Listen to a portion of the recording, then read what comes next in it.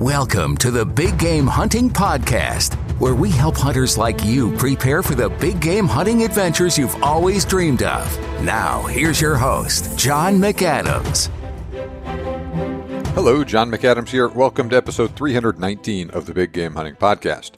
John Stallone from HOWL for Wildlife is on the show to talk with us today about a couple of serious threats to hunting he and his organization are fighting against. Now, John is also a hunting outfitter and has hosted a TV show, and he talks a little bit about what it was like to have a hunting TV show, and he gives us a small peek behind the curtain into that world in this episode as well.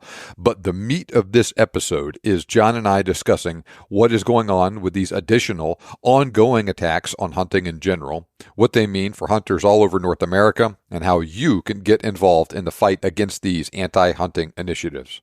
Before we dive into that, please do me a big favor, hit that subscribe or follow button in your podcast app, and I would also greatly appreciate it if you'd leave a rating and or a review for the show as well. Doing those things helps me reach other hunters like you who enjoy this sort of content, and you'll also start to receive my new episodes automatically every Thursday when I release them. Okay, let's get started talking to John Stallone about HOWL for Wildlife. All right, well, good morning, John. It's a pleasure to talk to you today. Thank you so much for joining me on the show. I would appreciate it. I have run across some of your work at various places out in the outdoor industry over the years. This is the first time I've actually gotten a chance to talk to you, though. But can you tell the audience a little bit about yourself, your hunting background, what you have done and what you continue to do in the hunting industry? Well, it's kind of a lot to unpack there. I've been hunting since I'm like 5 years old. I grew up, well, at least till I was 16. I don't know if you're actually grown up by your time 16, in New York. So my original hunting experiences were all whitetail hunting, a little bit of turkey, a little bit of bear, but mostly whitetail. And I grew up hunting upstate New York, and then Long Island is where I started bow hunting. Moved here to Arizona, where I live now, so in 1991, when I was 16, and been hunting out west pretty much anything and everything you could think of. Since then, I've been guiding. I own a guide service. I've been guiding here since, I think 2005. I don't even, honestly, I don't even know. I don't even remember. For a long time. But at least 15, maybe 20 years. Well, it's got to be more than 15 because I'm married for 16 years and I started guiding before I was married. So I'm going to say about 20 years guiding. I've worn a lot of hats in the industry.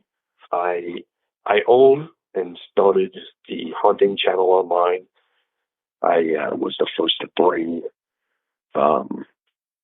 hunting TV online. We started that. I say me. I started that before there was no reason. Before there was even like YouTube. The technology to have streaming video was just kind of starting to come out, and I saw a need for it. Mainly because I was hungry for knowledge, and at the time, for me, the best way to get information was watching hunting TV shows. Pick up tidbits here and there. So I was like, all right, well, I know this about hunting, but I want to know so much more. How can I do that? Anyway, so I started the Hunting Channel Online, and with that, in 2005, I started my podcast for the Hunting Channel Online members. So it was a membership-based site. Mm-hmm. You paid $1 a month, basically, and you had streaming access to video and all the other tools and stuff that we had on there. And one of those things was once a month I did a podcast. It was called Interviews with the Hunting Masters, and I would get girls on that I felt were masters in the whatever niche they were. Whether it was whitetail or elk or, bear or predator, whatever. And we had an Ask the Pro section on the Hunting Channel. The Hunting Channel, and you get all these questions thrown at us. and I would use those questions to compile, what made up the show. In 2016, I had stopped doing the show for the Hunting Channel in either 2013 or 2014. So it was like a 2 or 3 year gap in between there where I wasn't producing new episodes. And then in 2016, I got talked into bringing it to the masses. So I brought interviews with the hunting masters to the masses and, put it on Apple Podcasts and all that good stuff. And I think in 2018 or 2019, I can't remember exactly now, I changed the name to Days in the Wild. Now, Days in the Wild was the same name as my guide service and my TV show. TV show, online-based TV show from 2004 to 2016. I think, no, 2000, like almost 2017. 2016, I stopped producing new episodes, and I think sometime in 2017 so they aired my last. And I just went strictly, like in that avenue, I just went strictly to doing like, one film a year or something like that, or at least, videos. But I didn't want to do the TV show format anymore. And quite frankly, hate the business. I got very jaded about the snake oil salesman side of being, a cheerleader for companies that, wanted to give you money, but you had to do certain things. And a lot of that's changed, but I mean, I had contracts that stated like, hey, if you didn't have X amount of kill shots and you didn't do this and you didn't do that. And, I just hated it. I hated the model of it. Now, honestly, and we can get into it if you want to, but I'm kind of convinced that a lot of why hunting is where it's at now in the public eye is because of the way the industry drove, marketing and such. We were marketing, obviously they were marketing to hunters, but we didn't live in a world now that those things aren't exclusive to each other anymore. You can't just go to the hunting shop to look at pictures of, like a bragging board or whatever. That stuff is online now. It's on internet where everybody can see it. And, so, that's that. I've been a writer. I wrote for many magazines. I wrote a couple of different books. I wrote The Secrets of Hunting Western Game was my first book. And I think I wrote that in 2008 or something like that. In 2009, I released a book called The Whitetail Hunter's Blueprint. I think they're both still available. I know for sure Whitetail Blueprint is still available on Amazon, but and I've been thinking about redoing it and making it an audio book. I've done a bunch of different things. Yeah, you definitely have. I've done so many different things. And this is very interesting about your relationship with the outdoor industry, especially as it relates to the TV side of things. And if you don't mind, I'd like to talk to you about that in a little bit more detail. And that actually may give us a good segue into talking about HOWL here in a couple minutes. Oh yeah, absolutely. So I've never had a TV show or anything like that. I've only sparingly watched hunting TV shows. Many of them just drove me crazy and I didn't enjoy watching them. And I thought they presented a image of the hunting industry that people outside of the hunting world in general could misconstrue and infer some bad things that weren't necessarily going on there. You mentioned there were some practices and whatnot that were going on that just drove you crazy and you hated, and that's why you got out. And I don't expect you to name names or anything, unless you really want to, but can you go into a little bit more detail about that sort of, stuff? Yeah, absolutely. I mean, well, I'll give you a good example. Okay. So broadhead company, in order to sell broadheads to hunters, hunters want to know that how effective that tool is. And in order to show the efficacy of that tool, right, you show the most outrageous of that. So the most blood, the most carnage, the most whatever. And so to have a sponsorship and you wanted to have a, commercial or whatever to sell this broadhead, okay, you're going to show the most blood. You're going to show the craziest, most outlandish things you can to show the extreme of it. And it's like, okay, well, that's the broadhead I want because, I'm not expecting to take that shot. I'm not expecting to do this, but if it could do that during this, then it should be this much more effective, if I'm taking, a perfect broadside shot at, all the stars align, so on and so forth. So, like, you have that. And then you had companies were like, well, if you don't have X amount of grip and grins or X amount of kill shots on video, because unfortunately, those are the things that sell. And I'll take that one further. So as an outfitter, okay, if I post, a picture of,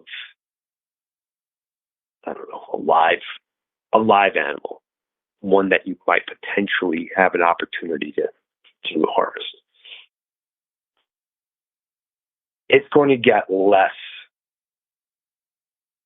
attention and bring less traffic to whatever I'm trying to send it to, in this case, my guiding service, than if I were to post a picture of a grip and grin.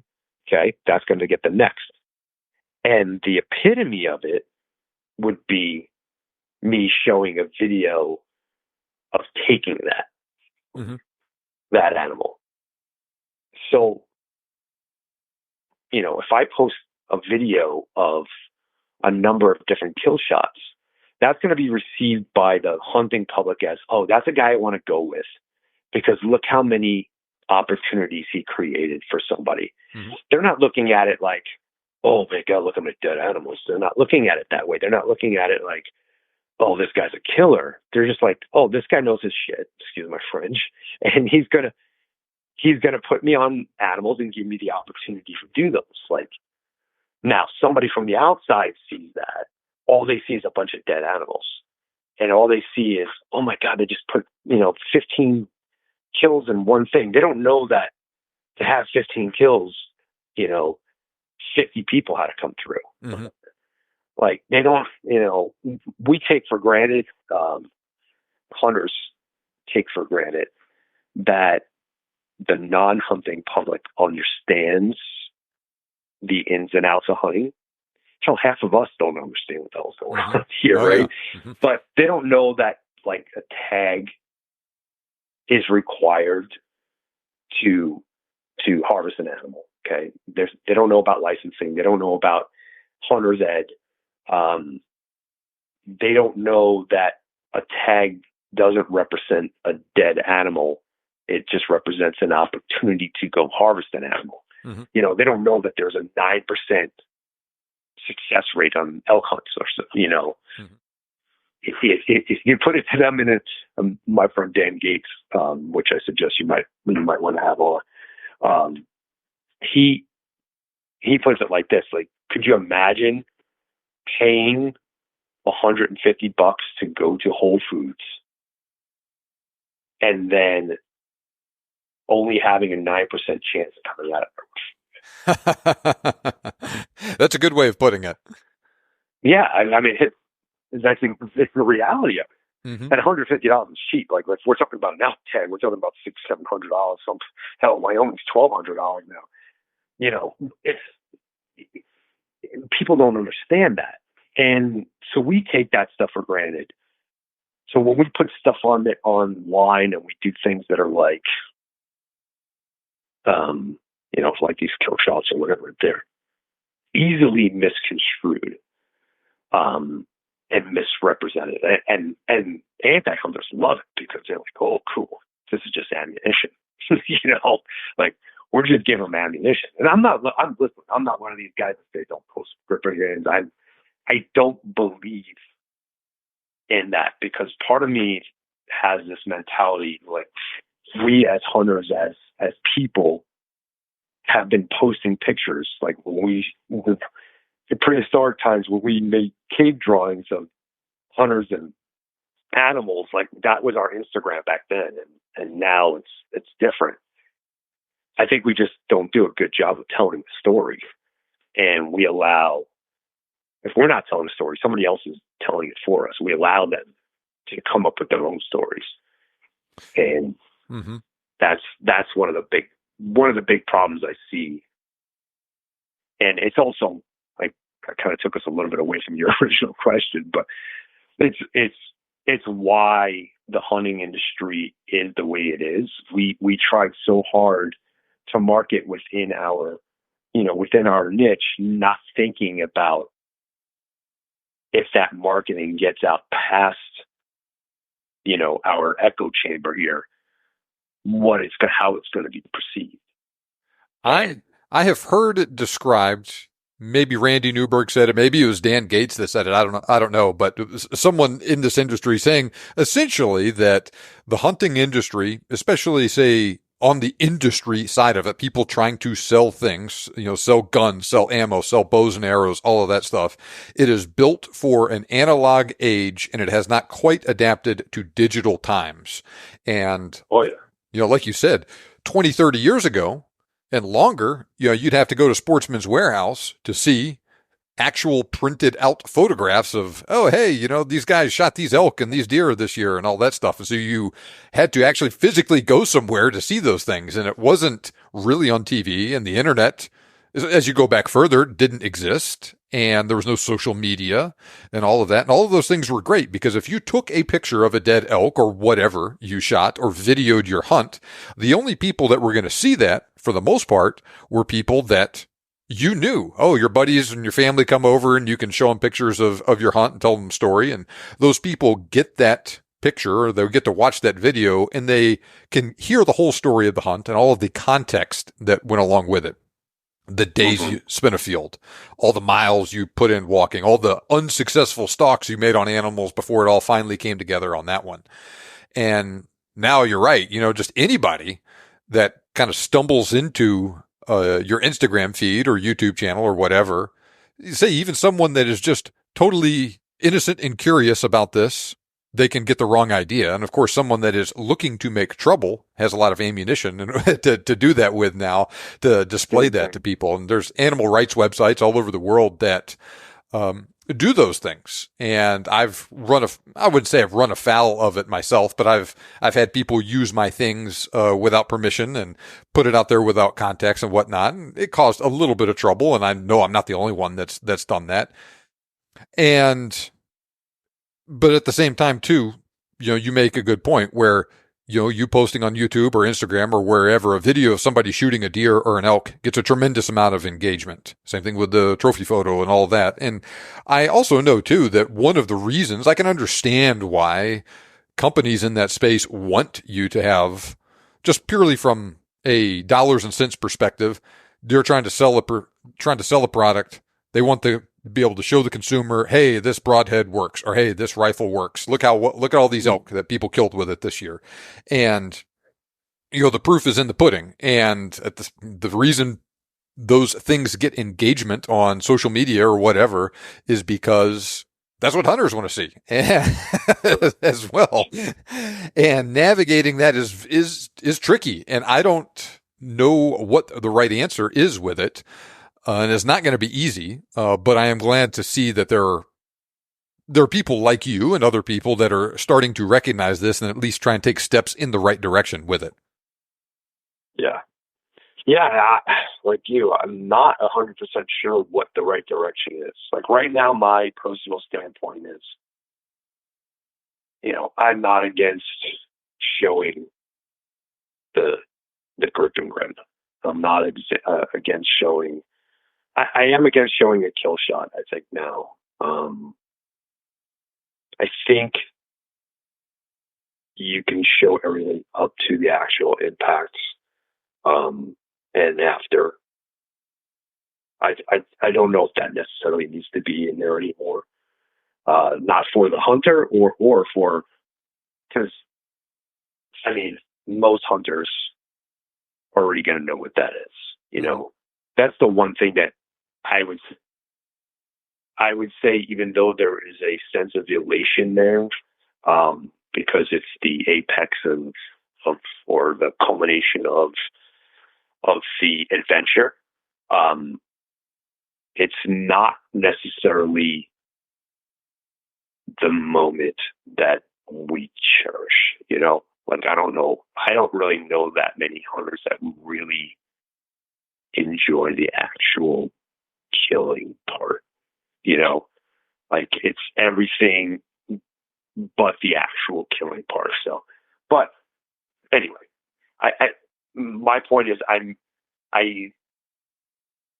not against showing realities of hunting. Mm-hmm.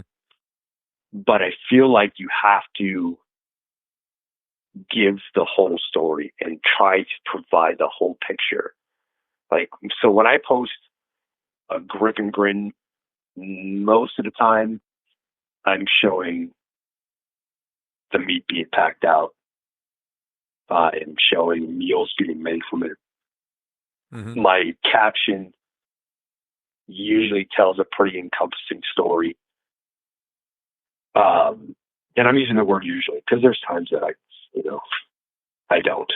I slide back into the mentality that only hunters are looking at this and not. And it's hard. It's hard to police yourself, you know. But I want to give the full picture. That way, if somebody else is looking in, they don't just see one thing. And they're not going to come to their own, you know, they might still be able to come to somewhat of their own conclusions, but you're helping guiding them through their decision making on this, whatever they're seeing. That's kind of where I'm coming from now. Like that's my take. That's not even, like what's the word I'm looking for? An official stand from HOWL for Wildlife or anything like that, because we haven't figured out what we want to do. But that's my personal opinion. Yeah, and there's nothing wrong with that. I understand your logic and why you would be like that. And for the most part, I would say that I agree with you. And hey, other people are welcome to do things a little bit differently.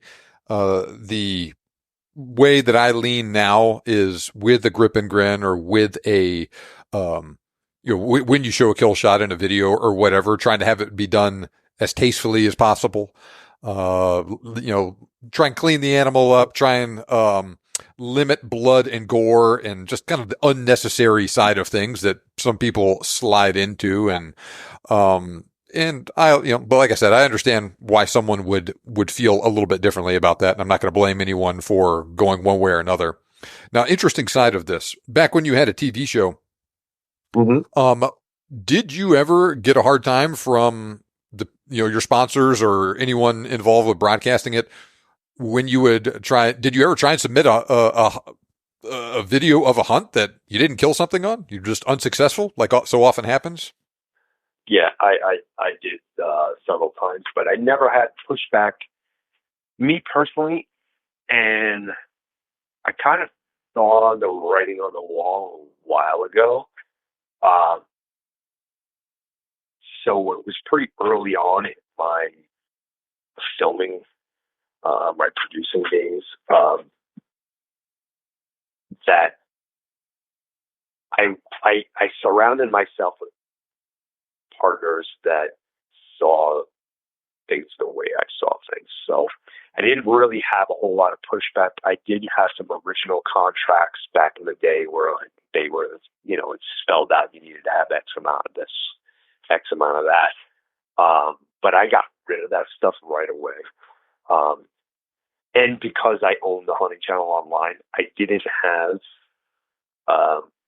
any creative chains, so to speak, because I own it. The chains were would be self-inflicted.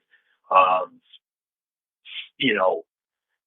had a very short run. I think one season. It was just one season, where I aired it on national network, and I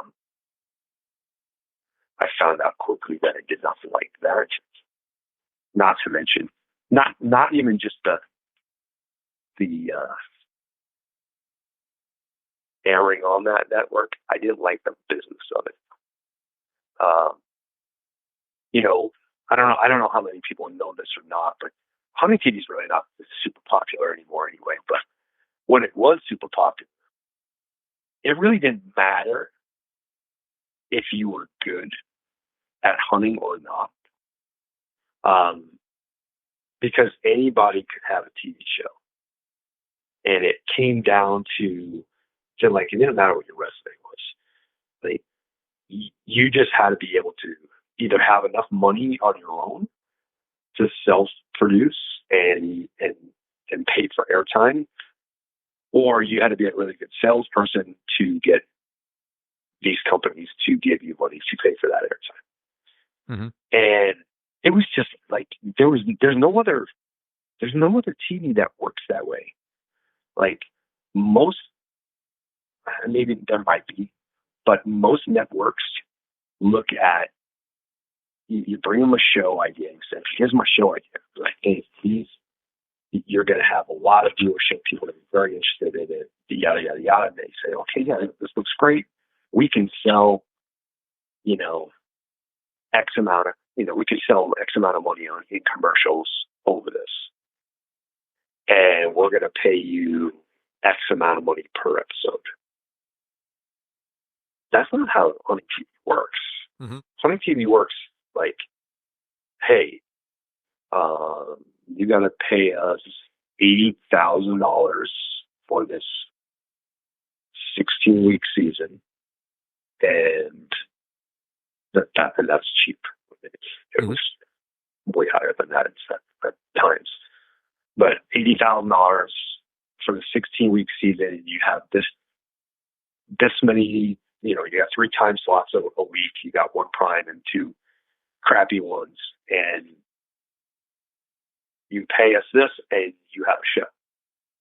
Now, it was on that show for that person to go out and make that $80,000 to cover the expense of the airtime, but they also had to cover all the stuff that went into the hunt. Like, I mean, to produce 16 shows, you're going on 16 hunts,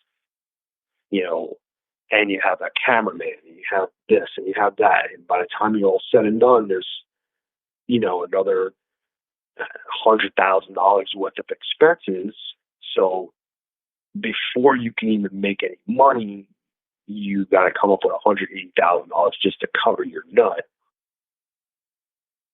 So what ended up happening is you started seeing a lot of people, one, following the money, okay, which created a lot of that, like, snake oil sales and stuff that I was talking about. Mm-hmm. One week they're like, oh, this is the best bow since sliced bread, and then next week they're like, oh, this is the best bow since sliced bread. And so that created within the industry, within the hunting community, it created like, man, I can't trust what the hell this guy's saying on TV anymore. Like, it used to be you watched, whatever, Jim's Up or whatever, and you're like, okay, I want to listen to what this guy's got to say,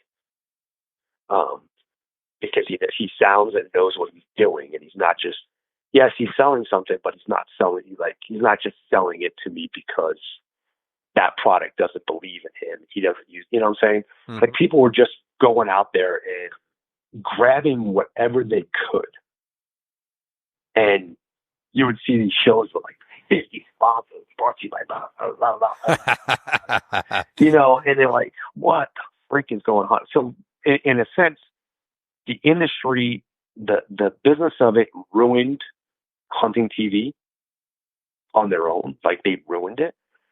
But it also, because in order to make money, in order to stay competitive, you had to do all these things. And it caused a lot of show hosts to do things that were pretty crazy to get more attention to keep their sponsors.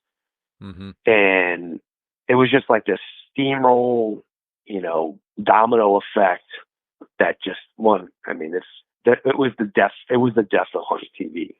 Now you still have guys out there that have the ones that stuck around were the ones that focused on production, that had big companies that were like, listen, we want to produce this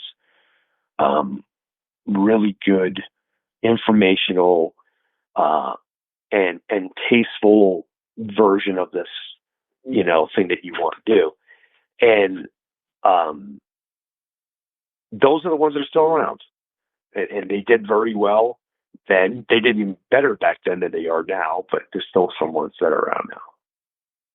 But I mean, from like 2010, 12, I don't know, somewhere around there, till about 2016, there was a giant influx. Everybody had a TV show. It's just like everybody has a freaking podcast now.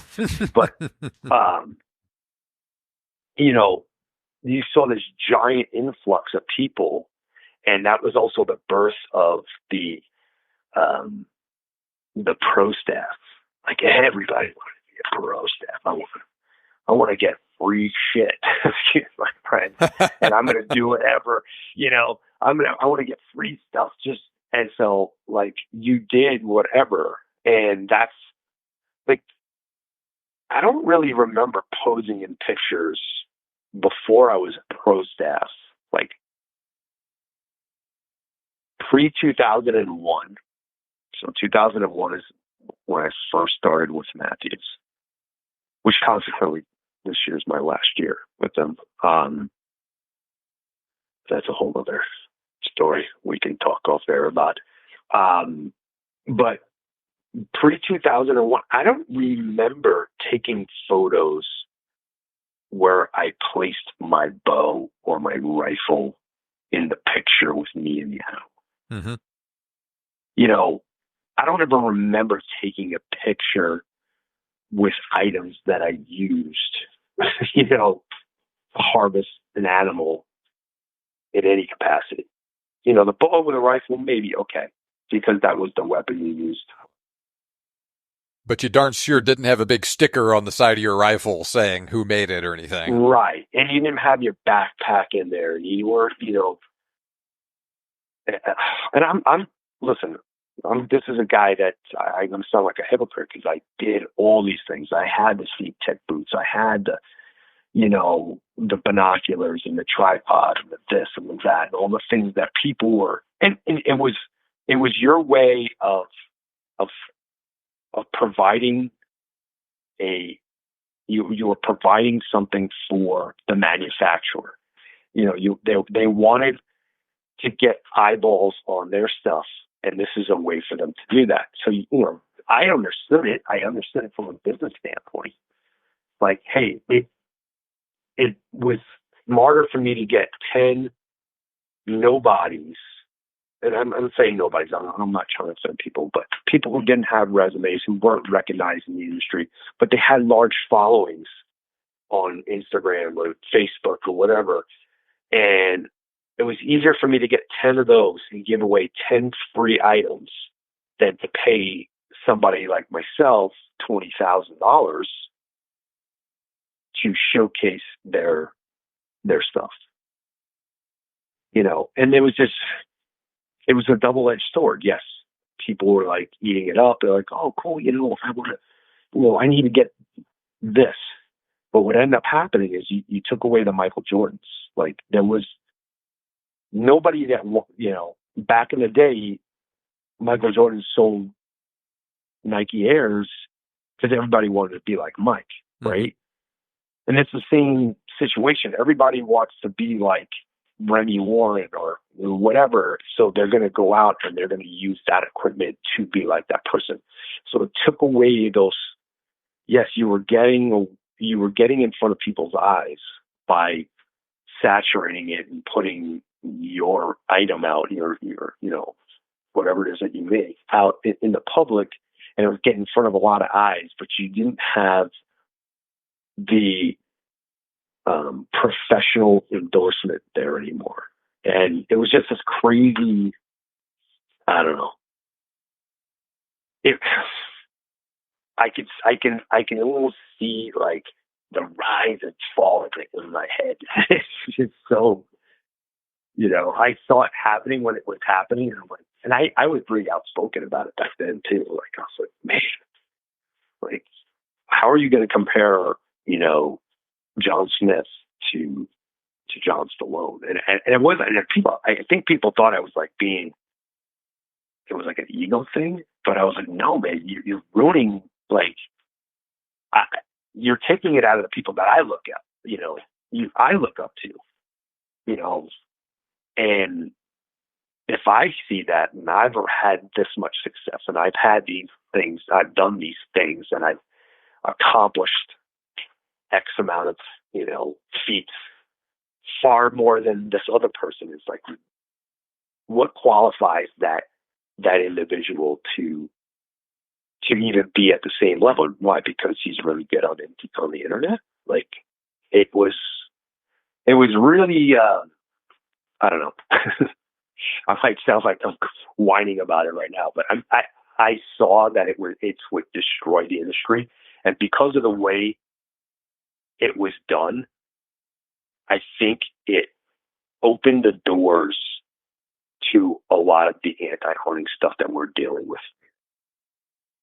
Well, let's segue. To bring it back. Yeah, let's segue a little bit into that. So you're still a guide. You still are, I know you probably hate the term, and I hate it too, but you are a quote unquote hunting influencer, among other things, right? I know you write, you have your podcast, you have your channel, all of that stuff. And calling you a hunting influencer puts you in the same level of field as Joe Smith, that has a couple thousand Instagram followers. But you're also a guy that's been there and done that for a lot longer than a lot of people out there have. And you're able to speak more intelligently about certain types of hunts that you have a lot of experience in, more so than the average guy. But through your contacts in the industry, your audience that you have and whatnot, you do have a lot more pull than the average guy does. And I'm glad to see that you've been working on doing some things to move things in a more positive direction with that. Mainly what I'm talking about here is HOWL. So tell us what the heck HOWL is, when you founded it, what your guys' mission is. We can go into a lot more detail with it. Sure. Well, HOWL for Wildlife, number one, I'm the vice president. I'm co-founder. Myself and Charles Whitwell, who is the president, started it. And HOWL is really, it's a platform that gives a voice to the average hunter and angler, to have their voice heard on issues that affect wildlife conservation and management, and also the ability to hunt fish. Sometimes there's some other stuff that's a little,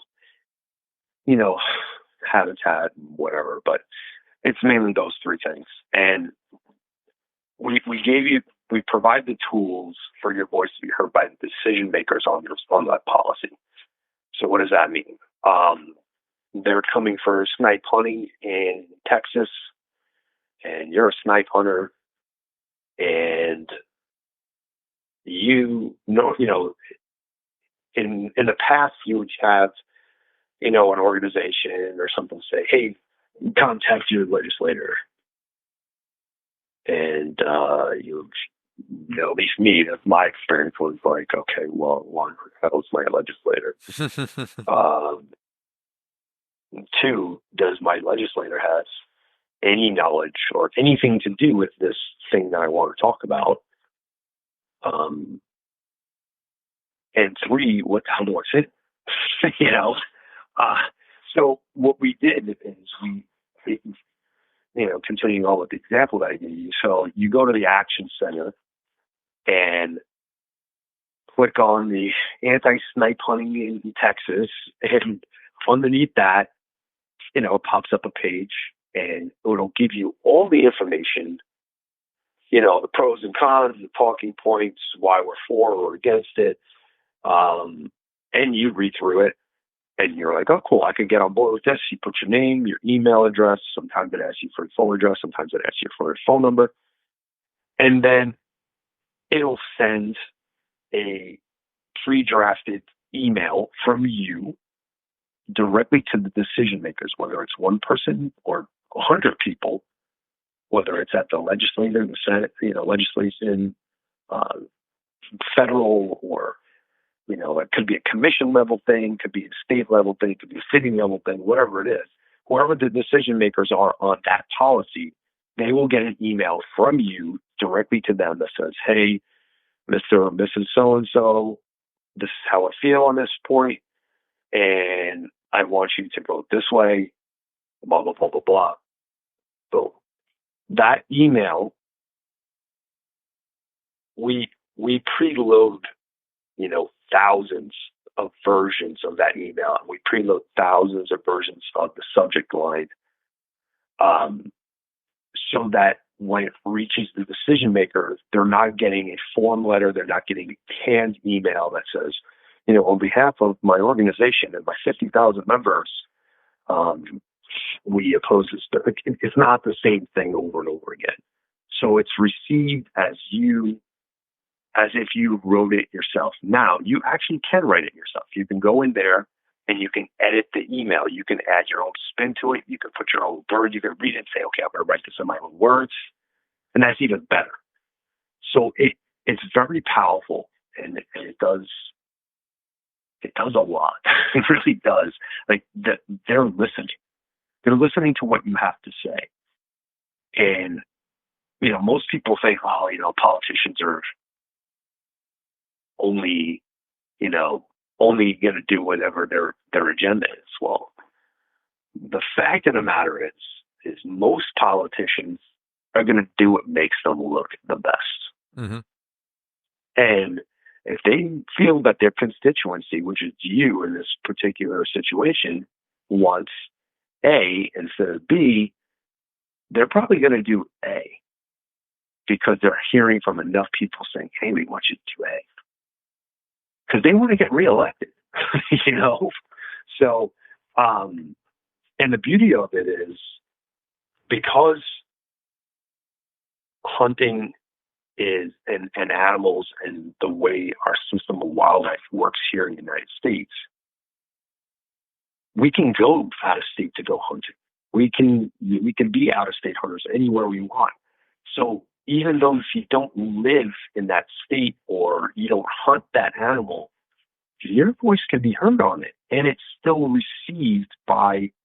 We're not pulling the wool over people's eyes. You still know that you're, John Adams from Texas, or John McAdams from Texas. It's like they know.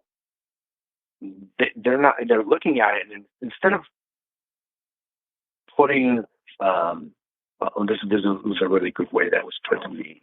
I'm going to botch the numbers, but this is the statistics are. If you called your senator and you said, I want this, they're going to assign a weight to that. They're going to consider you 5,000 people agree with you. Okay. Mm-hmm. If you send an email and you are within their constituency, they're going to look at it and say, oh, I'm going to count this as 1,000 people want it just like you do. If an out-of-state person sends that same email, they're going to count it as 500 people. Now, if they receive a form letter, like I said earlier, they're going to look at it as one person. So that's the way that it's weighted. So when people are like, oh, well, I don't hunt that, and now we're there, blah, blah, blah, blah, blah, and all from the crafty here, that's the reason why it's important that you get involved. Okay, you may or may not hunt in that state, or you may or may not hunt that species or in that method. But at some point, they're going to come after what you love and what you want. And you're going to hope that your brother in New York who hunts whitetail is going to care about you in Arizona who hunts mule deer, you know? Mm-hmm. So, I mean, there's actually a lot. We're interconnected. We're all in this together, as I say all the time. We're connected by a lot of different things, and it's not just that want to have somebody in your corner. That's actually the least. In my point, excuse me. From my perspective, it's the most important, but it's the least tangible connection. There's so many other connections, and if you want, we can go through that. We could go through a few of them anyway. Why we're interconnected. Maybe we should. Yeah. So let's hit pause on it for a second. I want to just ask you another couple questions. We could dive into some of these more specific examples. That was fascinating what you were saying about the ability for your website to generate a letter like that is unique to you, or rather an email unique to you. When I was in college 20 years ago, I worked as an intern in a congressman's office in Washington, D.C. And I remember every day the mail would come in, and especially at the time, we would get what was the bill going through Congress? The Protection of Lawful Commerce in Arms Act was going through Congress, and the NRA was pushing support of this bill very heavily with its members, and we would get just dozens of those NRA postcards every week saying, okay, hey, I'm so-and-so, I'm your constituent, I'm an NRA member, I urge you to vote for this. And I think that was what the gist of it was. But in any case, we'd get those. Oh, okay. That's great. Everyone's sending me the same stuff, and you give them a form letter response. And, that member of Congress was ultimately, he wanted to vote for that anyway, and he did, and it passed and all that stuff. And it was great. But it was just like, oh, okay, another 20 of these, right? All the same thing. We would get emails. Email was still pretty new back then, but we would get them and whatnot. But yeah, I definitely remember we would get occasionally, and they were usually from older people, like an actual letter, sometimes that they would handwrite it out. They feel very strongly about whatever. And those people got a lot more attention than the people sending in the form letter for anything else. And right. So that's really cool that you guys are doing that. And I'm looking at the HOWL for Wildlife website right now, and you got a list of your previous wins and losses of things on here. And then you have the stuff that's like actually going on right now. Colorado, I know, is a big one. But let's talk a little bit about Washington here in a second. And it seems like California was the kind of source of a lot of this stuff, and anti-hunters have gotten a lot of what they wanted in California, and now it's starting to spread to other states that are maybe a little bit less blue or a little bit more purple, like Colorado and Washington. So talk to us about the craziness with the spring bear hunt going on in Washington. Yeah. Well, Washington. Well, first I want to back up and talk about California for a quick second. So California has a very pro-hunting commission. And their wildlife department is really good, and that because of that, they haven't been able to get any further along, and so they kind of left California alone because we can't win right now. So Washington is something that we're seeing a lot more. Across the United States. You have a little bit of this in Colorado, and you have it, I believe, like New Mexico. So the commission is appointed by the governor. So if you have a governor who's really anti-hunting and really only cares about their agenda and doesn't really want to follow that picture of the politician that I painted a little earlier, which want to just do what makes them look good. Mm-hmm. There are people that are they're just agenda driven. They just want to get done. They're baptized in their ideals, and they're going to do whatever matter. They don't give a crap. So what you're seeing in Washington is a lot of the commission that is appointed is actually anti-hunting. They have ties to anti-hunting. They have people within their family that are on boards, and it's pretty egregious, to be honest with you. It's obvious. There's no hiding it. I don't think they're trying to hide it anymore, but they are anti-hunting. So anytime something that comes up that, like this bear hunt thing, where they can push it to the side of anti-hunting, they do. Mm-hmm. Like, they have rules, they have a mission that they have to follow, and what's not called a mission. My brain can't think of it. They have to follow, through lack of better terminology, this mission, and if they operate within those confines of the law, they're able to get rid of things like. So the reason why we lost bear hunting in Washington is because it was like a loophole. Like, the bear hunts were, when they reached a point in their 5-year management plan, and they didn't have the data or whatever the case may be. I don't remember exactly what happened, but they lost. The bear hunt stopped because they didn't have the information in place, and because it stopped, they were able to postpone it indefinitely at this point. So technically they haven't removed bear hunting, but because these hunts were never reassigned and never got part of the 5-year plan, it's kind of like this. It's a very weird situation, but it's them playing. It's the anti-hunting group that is within the commission that is playing the rule. They're using everything to their advantage. Is that to say that we're going to have no bear hunting there forever? I don't know. But for the foreseeable future, that it is what it is, because it's not something that we're voting for. Mm-hmm. We're asking them to do the right thing. They got thousands and thousands and thousands of emails from us. They got people showing up to the commission meetings, and literally they ignored all of it. They just ignored it.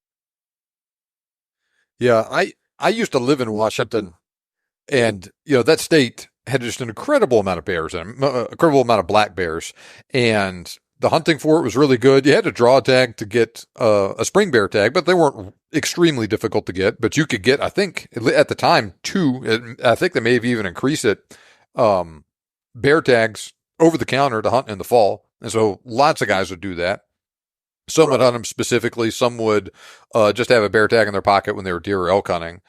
And my understanding of what happened was they kind of expound upon what you just said. Like in Washington, they have that 5-year wildlife management plan, and then every year they need to affirm, okay, this is the plan going forward. We'll make some changes to the seasons, or we won't. But okay, we're going to renew everything. And Washington Fish and Wildlife was like, yeah, everything's good. We got a very healthy bear population. We can sustain, these seasons that we're doing and all of that.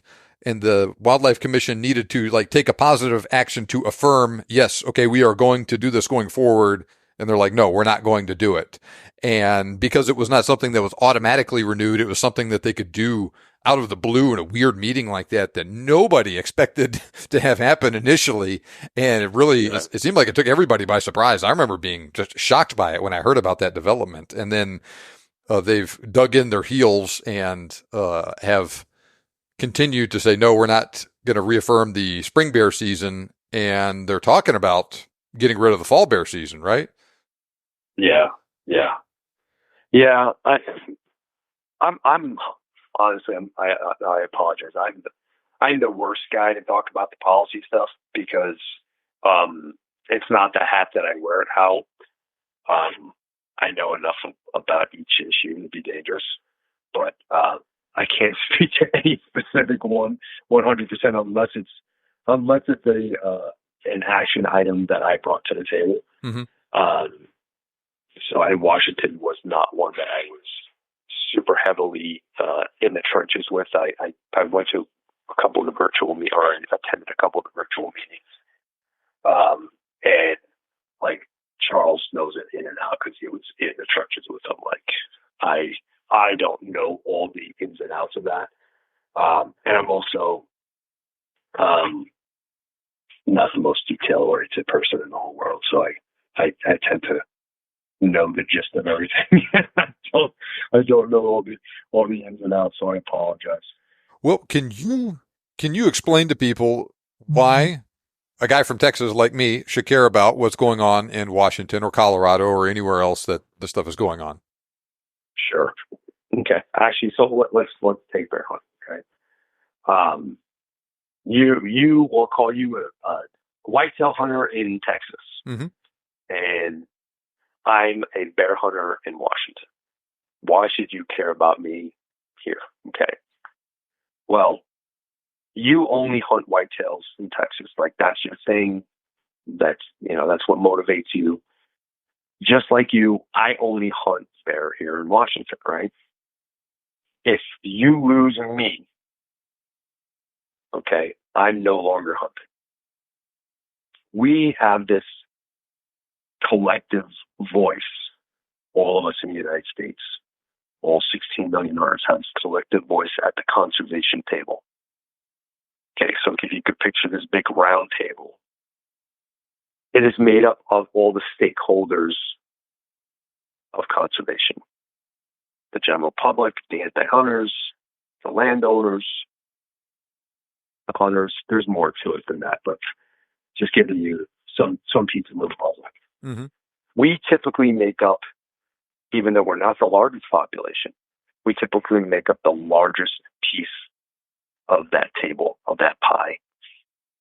Because hunting is, in the United States, a user pay system.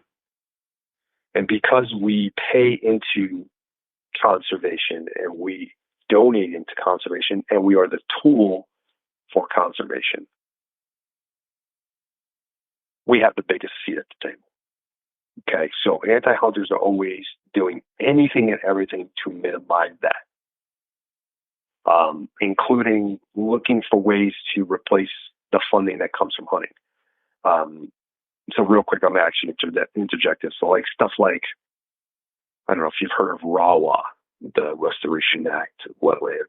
No, I haven't heard that. Oh. Okay, RAWA is at face value, is a seemingly very awesome bill, right? They want to get more money in for conservation efforts within these specific habitat types that are associated with this bill. So the funding for it would come from the general public. Yes, we're part of the general public, right? You know, even though we're hunters, we're also part of the general public. So if we pay taxes, it's like a double dip. Mm-hmm. But they want those monies to come from the general public. So what does that do? We hang our hats on the fact that we're always like, oh, we're the ones that pay for this, so we should have the most say. Well, now you start getting X amount of millions or even $1 billion for this one thing, and it's coming from the general public. Now you're starting to level the playing field a little bit. You're starting to give them a little bit more ammunition. So I'm very leery about these things. And you'll see anytime the anti-hunting gets behind something, like I automatically am skeptical about it. Like they're not getting behind it because they want to stay there, because they know what it does. Mm-hmm. Okay, So going back, we had a seat at the table. I'm a black bear hunter here in Washington, and you're a whitetail hunter there in Texas. If you lose me, now I'm no longer hunting. Okay, you just lost my voice at that table. You just lost those numbers. So now instead of 16 million hunters, there's 15 whatever. I don't know what the number is. Black bear hunters in Washington, but you lost that. Now you've also lost the tag sales from bear hunting. So whatever that funding source was bringing in, now the state of Washington has lost that. Okay.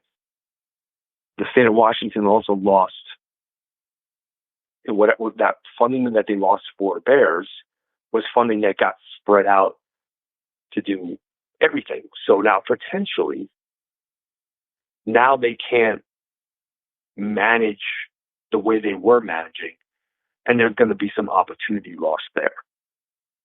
Okay? You put more apex predators on the landscape, there's going to be less deer and elk, right? Mm-hmm. Less deer and elk means less opportunity for the hunter to go hunting. And you might want to come to Washington to go hunt deer. There's less opportunity for you to go hunting. Less opportunities, less tag sales. Less tag sales and less money. Less money. You understand? It just keeps like steamrolling. And if you want to look at it federally, okay, now I'm a bear hunter here, and I only own bows and arrows, and I only own firearms and ammunition because I bear hunted. Now I'm no longer bear hunting, so I don't really need these things. And I may not sell my gun, but I'm not buying ammo as much as I was because I'm not going out to practice and shooting in my rifle, and I'm definitely not shooting bears anymore. So I'm not paying into Pittman Robertson federally anymore. If anybody doesn't know what Pittman Robertson is, if you just picture Pittman Robertson is, it's a excise tax on certain sporting equipment, and we all pay into it when we buy things. So Pittman PR funds is a big pie, and let's say that big pie was $1.5 billion. Now you've lost all the bear hunters in Washington, and that 1.5 billion became 1.475 or whatever. Okay. Mm-hmm. Now, when they go to divvy up this pie, they give a portion of that pie to all the states. Now, Texas's portion just got smaller because you lost somebody in Washington. Mm-hmm.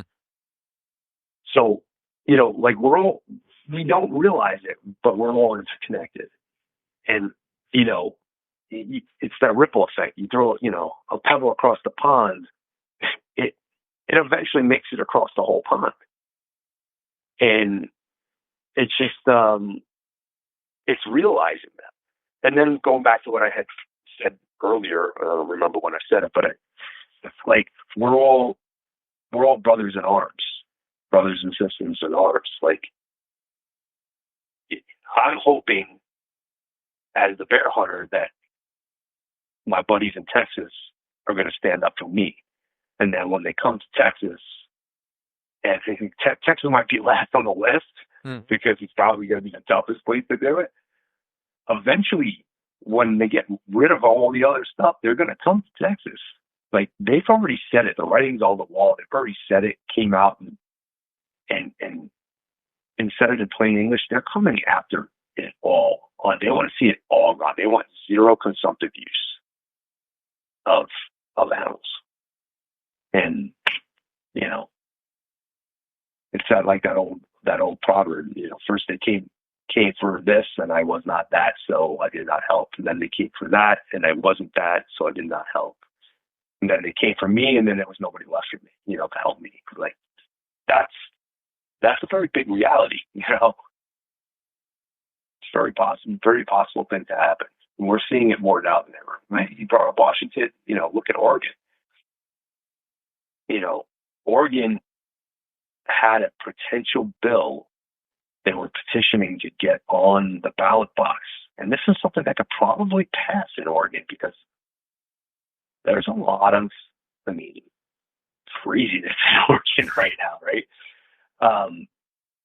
And they got the political climate for it. They had a bill, I think it was IP3, that they were trying to get signatures for, that basically eliminated all husbandry of animals. So like you couldn't be a rancher, you couldn't cut your dog's toenails, you couldn't there's no fishing, there's no hunting, there's no anything. So like it basically forced everybody to become vegan. Is what it did. Vegan without owning pets. Mm-hmm. Like really extreme, like to the most extreme. So like if they're trying to do that there, who's to say they're not going to come after deer hunting in Texas eventually? Like, yeah, they're working on the margins of stuff with bear hunting, with mountain lion hunting, that sort of thing, that doesn't have as big of a constituency as deer hunting. And it's things that are easier to convince the average non-hunter that doesn't necessarily have strong feelings about it one way or another. Hey, this is a bad thing. Oh my gosh, look, he's shooting Smokey the Bear or Winnie the Pooh or something like that. And, you can't eat bear meat anyway. Why would anybody want to do that? And you rack up some wins doing that, and then you can work on doing other things in other states like that. And that was a good analogy you had about the seats at the table and the elimination of funding and whatnot, knocking the Washington bear hunter out and all that sort of thing. And you do those things long enough and have enough successes on it on the anti-hunting side, there will come a tipping point where there's not enough hunters and not enough money to really put up an effective defense against this stuff anymore. And then it can definitely snowball. And, like I said, that was an excellent explanation of how to do that.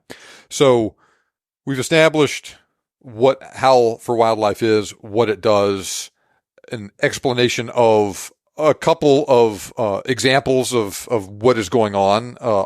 And the thing about this thing is there's always things pass out. You win or lose them, but then something else comes up a few months or a few years later. Right now, what is the big action item that someone listening to this should take? Okay, hey, I got it. I want to fight against this. I want to support you guys. What should I do? Okay.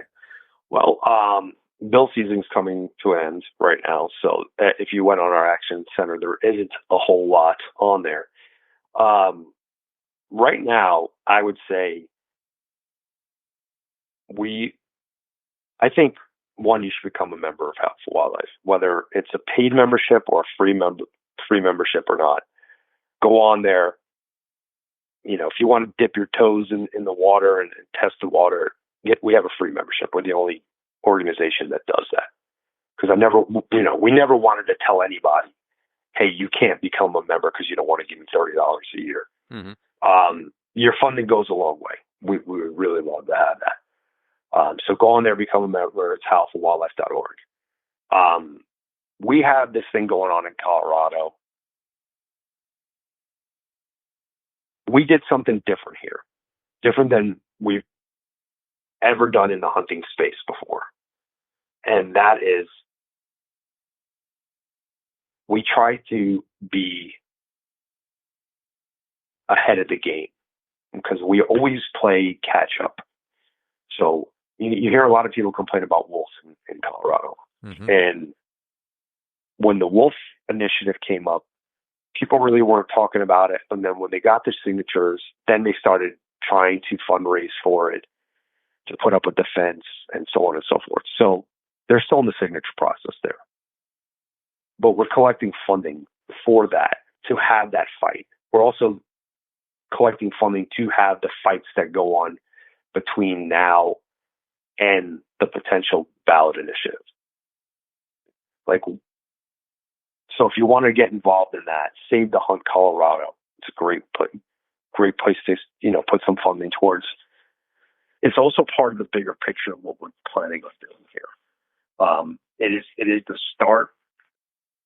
It's setting up the framework for how we're going to approach the fight from here on out. We're doing two things. One, we're trying to put together a national funding mechanism that is fundraising year round, and we'll have a war chest in place. That way, when stuff comes to Texas or it comes to Florida or New York or whatever the case may be, there is already some funding in place for that particular fight. Because what ends up happening is the fight comes to us. The anti-hunters always have millions of dollars set aside to have this fight, and we're just playing catch up for it. Like, oh, okay, we got to go defend this thing. Let's go defend this thing. We start rallying the troops, and the troops start putting in money, and we always fall short. So using that wolf thing in Colorado, I think I might be wrong on the numbers, but I want to say they like raised like $800,000 or maybe $1 million, mm-hmm. and they were up against like $5 or $6 million. Yeah, sounds about right. Yeah. You know, like it's not ridiculous. Like, I've heard for this mountain lion thing in Colorado, they have anywhere between like $5 to $15 million set aside to pump propaganda into, you know, Boulder and Denver, mm-hmm. Colorado Springs, and these areas that, you know, are going to be more favorable to the voting. And man, that's a daunting number. Like, we don't have that. Yes, we fundraise all the time, but we're putting money. You know, we're having other fights. We're putting money into putting animals back on the mountain. We fund conservation stuff where, you know, we're trying to acquire habitat and improve habitat and do all these other things. So it's kind of it's not a primary goal for hunters to have money set aside for the fight. Excuse me. So we're trying to do that. And then the other thing is we're kind of took a page out of the anti-hunters book, and we're launching a program that is going to be speaking to the non-hunting public. We recognize that the non-hunting public has the largest voice, the biggest voting power. It's the 90% of the in between. There's 5% anti-hunting, there's 5% hunters in the United States. And that 90%, they're constantly being exposed to propaganda from anti-hunting. They get all the lies. Like, if you ask somebody who doesn't know anything about hunting, if you ask them anything about hunting, more times than not, they're going to give you back an answer that is going to be aligned with the propaganda that is put out by anti-hunting. Mm-hmm. So what we want to do is we want to start changing that perception, start putting the truth out there, like dispel all the misconceptions and misinformation that's out there. And that program, we haven't officially launched it. Hunting is cinnamon. But funding HOWL for Wildlife helps fund that. And eventually that will be its own standalone funding mechanism and everything. So, but we want to put billboards. We want to do commercials. We want to, you know, engage in internet marketing and YouTubes and the Facebooks and Instagrams and so on and so forth. So that these people aren't just exposed to Sarah McLachlan singing in the arms of an angel, and, you know, just for $1 a day you could save cute fuzzy bunnies and all this other crap that people are constantly subjected to that helps sway their decision on what hunting is. You know, we have something going for us. You know, 95% of the public eats meat. Mm-hmm. You know, and it's not that hard to get them to understand what we do and why we do it. and the real reasons. And if you give the conservation and you get the meals and you give the camaraderie and the human intrinsic values and all these things that go along with it, it's not that hard for them to side with you. So. And I'll tell you too, despite that massive spending imbalance in 2020, that wolf initiative in Colorado to introduce wolves into the state barely passed. And so it's easy for me to think with a little bit more money to fight that, or for a little bit better organized campaign against that, it could have gone the other way. And so I'm glad that we have HOWL for Wildlife. I'm glad we have Dan Gates and the guys at, was it Coloradans for Responsible Wildlife Management, that are really much better organized than was the case 4 years ago. And the past is the past.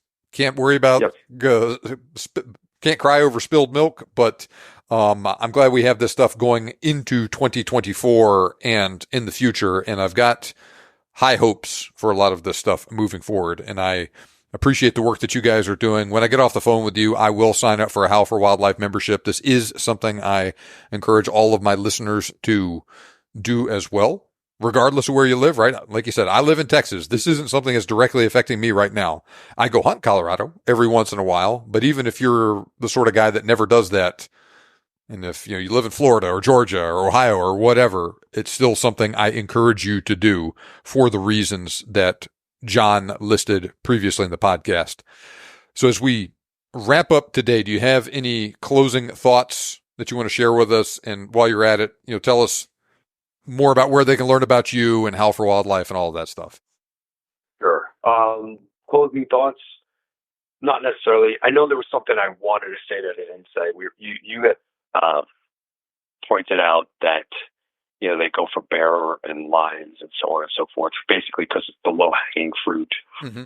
There's not a lot of people within hunting that are, that do that type of hunting, and it's easier sell. They're also going after that because hunting is used as a tool.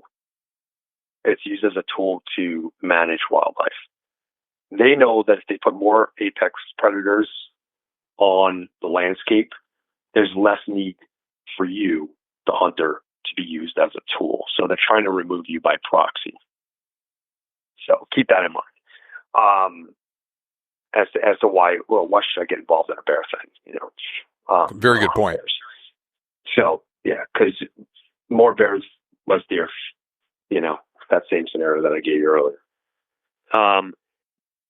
More about me, I guess. You can find out me on Instagram, just John Stallone. It's where I do most of my work. HOWL for Wildlife. I think we do most of our stuff is pretty much just on Instagram. We have a Facebook page and whatever, but I don't think we use it very often, to be honest with you. Instagram is howl_org. And if you go to howlforwildlife.org, check out the website. Like I said, sign up at least for free. My podcast. John, I want to have you on my podcast and share some of your experiences. And my podcast is Days in the Wild. I've been doing it for about 18 years. I think I'm the longest running podcast host within the hunting space. Certainly within the hunting space, and maybe even pretty close to one of the first podcasters. Man, yeah. Yeah. You were podcasting long before most people even knew what the heck a podcast was. Yeah, I didn't even know. My cousin Fred's the one that brought it up to me. He's like, "Hey, you should do this podcast." I'm like, okay, let's do it. But anyway, thanks for having me on, man. Appreciate it. And like I said, love to have you on my show. And we could talk hunting, pick the brain a little bit. We don't have to be so political. All right. Well, that sounds fun, John. It was a pleasure talking to you today. Thanks a lot for joining us. Thank you. All right, so I hope you enjoyed that. Now, John Stallone and HOWL for Wildlife are working separate from Dan Gates from Coloradans for Responsible Wildlife Management, though they are working in parallel on some issues, like the push to ban cat hunting in Colorado. Listen to episode 318 to learn more about Dan Gates' efforts on that front in particular. Now, HOWL is taking a broader approach, and they are also working on issues outside of Colorado. So here is what you can do to help them. go to howlforwildlife.org, HOWLFORWILDLIFE.org. Join there. When you become a paying member, like I have, you'll get access to discounts from other companies in the industry. There are a couple different membership options, but companies like Onyx Hunt, Mountain Tough, the Black Rifle Coffee Company, Phoenix Shooting Bags, etc., are all offering some sort of discount to one level of membership or another. Now, there's a button that says Join the Pack on the Howl for Wildlife homepage. Click on that, and they'll take you to where you can pick out a membership option and join. There is a free membership option too. Now, you should join because you think it's the right thing to do, not because you'll get a discount somewhere else, but that's still a nice pack of bonuses you can get in addition to helping fight the good fight here, so to speak. You can also click on the Take Action button as well to go to a page where they list some hot button issues they're working on. The exact issues they're working on do change from time to time, but as I record this, HOWL is working on fighting against the attacks on black bear and mountain lion hunting in Washington State. Same thing with the proposal to exterminate deer on Catalina Island in California. And this is, of course, in addition to fighting the proposed Colorado mountain lion, bobcat, and lynx hunting ban. This is what John was talking about with the different variations of messages they have preloaded into the system to send to the relevant agencies regarding each issue. Sending a message in support of hunting using that tool is free, and they make it about as easy to do as possible. There is no reason not to at least do that. Now, I have also put my money where my mouth is with support for HOWL. I have sent messages in support of hunting and conservation for all of the topics on the burner at this instant. I strongly encourage you to do those things as well. And of course, you can also go to their website and buy shirts, hats, stickers, stuff like that. All proceeds from those purchases will go towards funding HOWL for Wildlife operations. Give them a follow on social media too. Same thing with John Stallone himself on social media. Check out his podcast too, Days in the Wild. He actually recently had me on the show. I will put links to the HOWL for Wildlife website and their social media profiles in the show notes. Same thing with John Stallone's social media profiles and the Days in the Wild podcast episode I recently joined him on. We talk about the 6.5 Creedmoor for hunting coos deer and a little bit of a rodeo John got into with a client out there on a hunt. I talk about what I think went wrong and some ways to mitigate issues like that in the future. So that episode was great. I strongly encourage you to check it out and some of his other shows as well. Now, we could win these fights and we can beat back these anti-hunting attacks, but we need your help. Check out episode 318, support Coloradans for responsible wildlife management.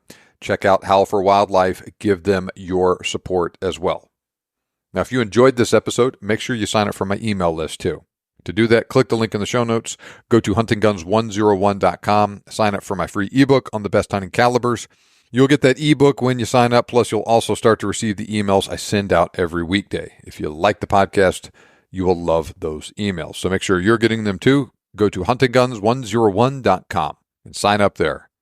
Remember, you can make your dream hunt turn into a reality, and we can help. Thanks for listening. We'll see you back here next time on the Big Game Hunting Podcast.